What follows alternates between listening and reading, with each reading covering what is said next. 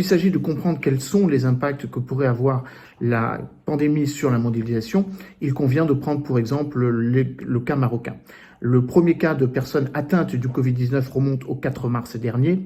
Le plan de confinement, qui avait été d'ailleurs initialement anticipé avec un appel à la vigilance et une capacité donc pour les Marocains de rester chez eux. Le confinement commence le 20 mars dernier. On sait que la date de levée de ce confinement, qui était initialement prévue le 20 avril dernier, a été repoussée. Mais néanmoins, il faut avoir à l'esprit que la mise en place d'un fonds spécial de solidarité est un exemple caractéristique de l'efficacité que le Maroc a mise pour la lutte contre la pandémie du coronavirus. C'est pas loin de 2,7% du PIB, ce qui fait du Maroc un des 4 pays les plus impliqués financièrement pour faire face donc de nouveau à cette pandémie.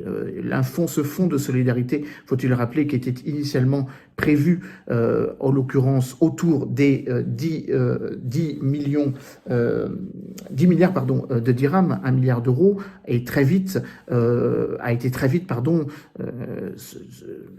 renforcé, en l'occurrence avec la mobilisation de pas loin de 30 milliards de dirhams, pas loin de 3 milliards d'euros. Encore une fois, il s'est agi d'une résilience très forte de la part des entreprises, de la société civile, très active évidemment, pour essayer de compenser économiquement ce qui pour le Maroc peut apparaître comme une catastrophe.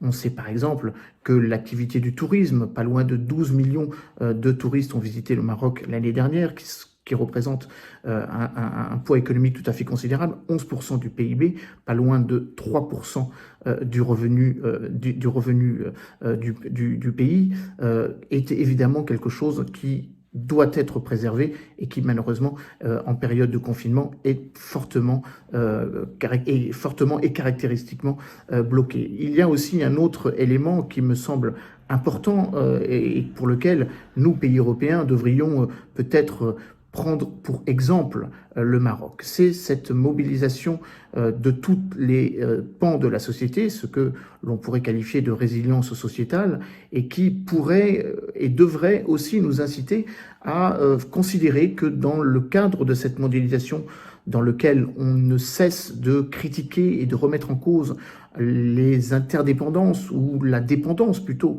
à l'égard de pays qui ont montré leurs difficultés aussi d'acheminement des éléments dont nous avions besoin, la production de masques notamment, ou un certain nombre de médicaments qui ne sont plus produits sur le territoire national. Bref, que cette mondialisation qui s'est faite de manière peut-être sans régulation ou sans suffisante régulation pourrait être révisée à l'aune de ce que beaucoup d'entre nous appelons de nos voeux, c'est-à-dire une remobilisation des acteurs méditerranéens. Nous fêtons cette année le 25e anniversaire du processus de Barcelone. Cela aura lieu en novembre prochain.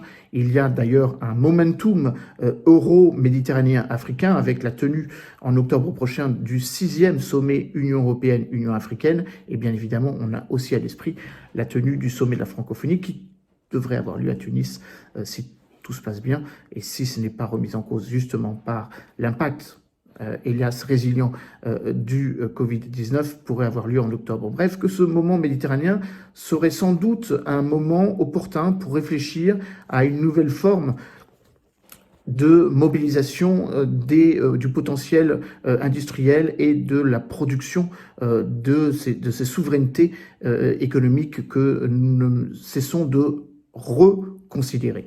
S'il s'agit de repenser la constitution des molécules dont nous avons besoin pour constituer notre stock de médicaments pour tenir compte des prochaines vagues du coronavirus ou des prochaines pandémies, peut-être faudrait-il évidemment repositionner un certain nombre de ces entreprises sur le pourtour de la Méditerranée plutôt que de les laisser très loin du besoin, en l'occurrence en Chine. En ce qui concerne la production du masque, de nouveau, le Maroc nous montre l'exemple. La production de masques au Maroc, il y a encore quelques jours, était de 3,3 millions de masques par jour. Elle va atteindre la semaine prochaine près de 6 millions de masques par jour. Et de nouveau, cela nous incite peut-être à penser la production dans la proximité, dans notre voisinage, c'est clairement notre voisinage oriental. En ce qui concerne également l'utilisation d'un certain nombre de médicaments et notamment de potentiels vaccins ou en tout cas de processus thérapeutiques, de protocoles thérapeutiques dont il faudrait regarder avec beaucoup d'intérêt l'efficacité.